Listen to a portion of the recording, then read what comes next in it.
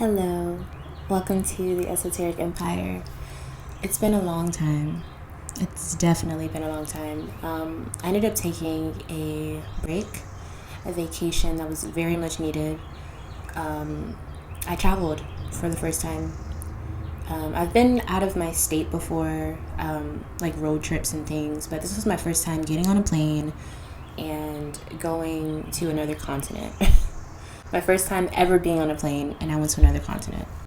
So, of course, with something that major, of course, I was going to have lots of revelations, lots of new lessons, lots of self-realizations about, who I am, how I am when I'm in a place where I'm literally not used to the culture or not used to the way people do things. One of the main things that I noticed right away, being in the airports, putting my foot on land, you know how they say like the world is small and it's a small world. To this point in my life, I do not believe that is true. The world is massive. Y'all, it's massive. And not necessarily in a physical sense, because we know that, the world is big, whatever. But, I mean, the world is huge. The way people do things, people's mindsets, people's actions, people's interests. I witnessed so many types of people, and I'm not talking about just races and stuff like that. I mean, like, the way that people interact and personality types and just so many different things that it's like you're aware that they exist, but until you actually get out of your bubble, however small or big that your bubble is, until you actually step outside of that, you have no true way of actually seeing how big this world is. And it was a very humbling experience, as well as eye-opening, because it was my first time flying, so of course I'm confused. I'm not a person who really likes to ask for help, but in those situations, sometimes you got to ask, okay, what am I supposed to do? Because I'm not trying to get stranded nowhere. And even besides that, it's like this energy of like, even just being around different languages. And, I'm from Houston, y'all. I'm from Houston, Texas. Well, I was raised in Houston, Texas.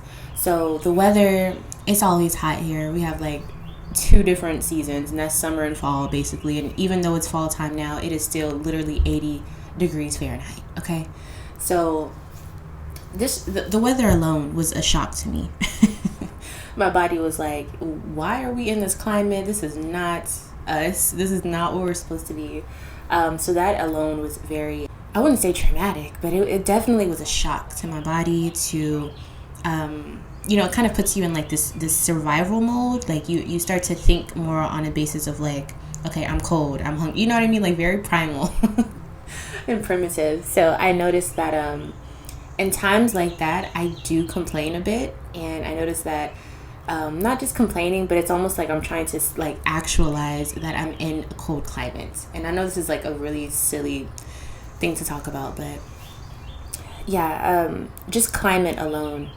I'm used to very extreme temperatures, but on a hotter setting, and so going to the polar opposite of that was wild, but I really appreciated it. It was like a training of sorts. It really was. And I say that to say that because in the beginning of my trip, that was the most excruciating issue for me, was how cold that it was.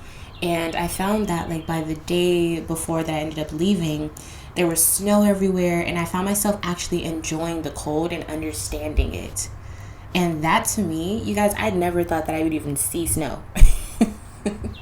Like I was looking around, like everything was so white. Like I've never seen snow anyways, like period. But to see it everywhere and just become one with it instead of like going against it and just reaffirming how cold I am. Like at one point I actually found myself forgetting how cold it was and enjoying myself. And to most people, that's probably really small and insignificant. But to me, that really showed me that in order to really immerse yourself into new territory or uncharted territory, you just gotta fucking do it, Like you just have to do it. And I use that example to really speak about not just the climate, but I was using climate as a metaphor.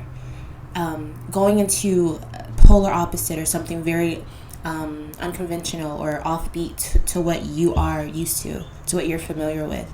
And allowing yourself to, one, acknowledge that you chose to go this path, so you might as well just go and do it, right?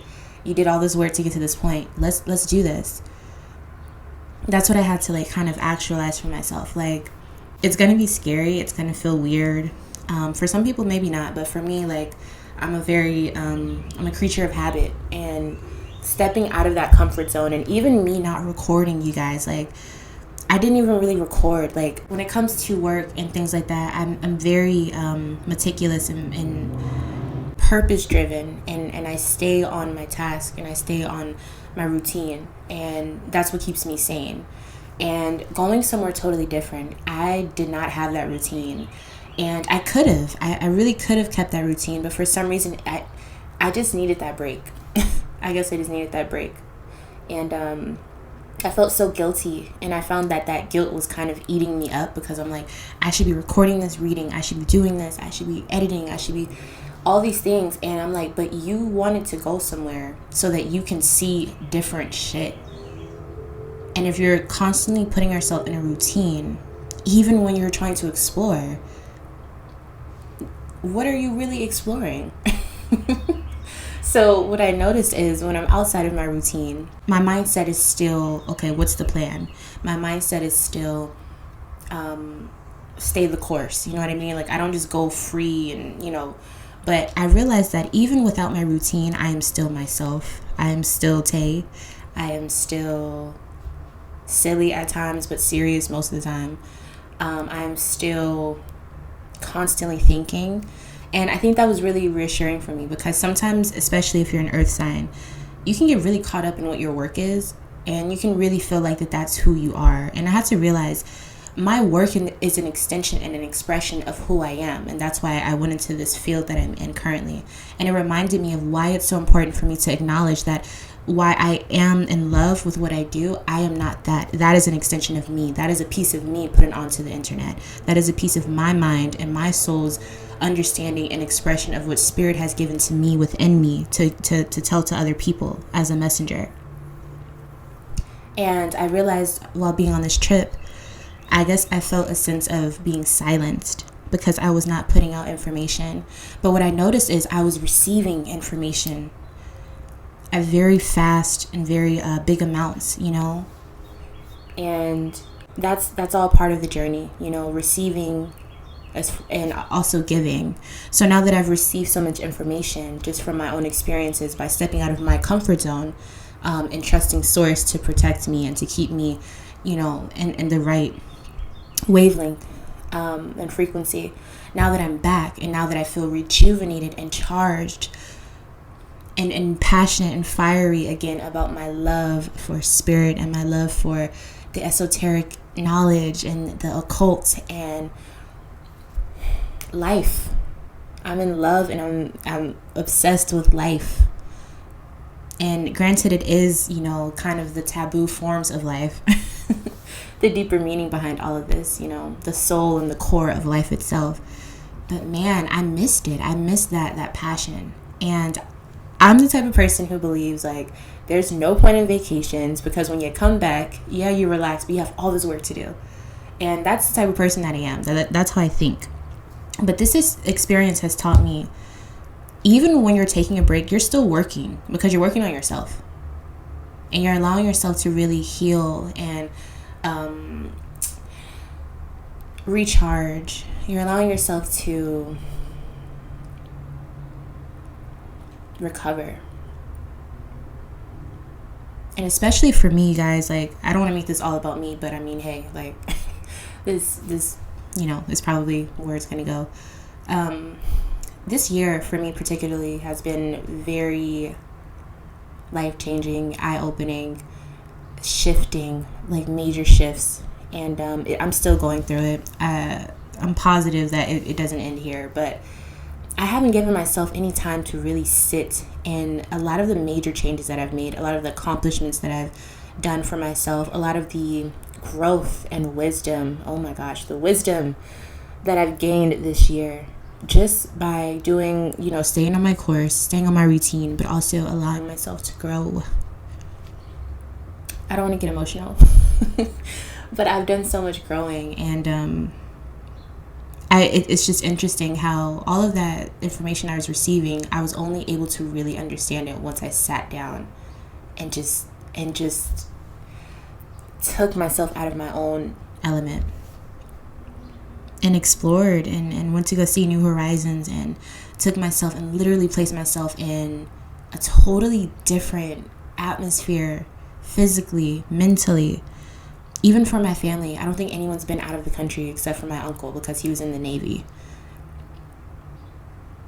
And I don't know why, but I just feel like that was monumental, especially because of how spontaneous it was for me. The world is as small as you make it. The more you know, the more that you experience, you realize the world is not small, but you are. And you can take your little small happy self around the world, and you can see so many different things, so many different people. And the one thing that I found that is consistent is that you are in your body the whole time. That's it. That's the only thing that I found consistent. And also that there's lots of people. There's lots of fucking people. And somehow we're all different. And I just found that amazing. It also made me realize there's no use in being like afraid of people. I still have my fears, y'all, when it comes to trysts. But as far as people and just talking and having anxiety with people, none of that shit matters. Because when I tell you, you are a small speck, honey. You are a small speck. Now, you can make a big impact, but there's no reason to have anxiety when it comes to people, when it comes to talking to people, when it comes to anything.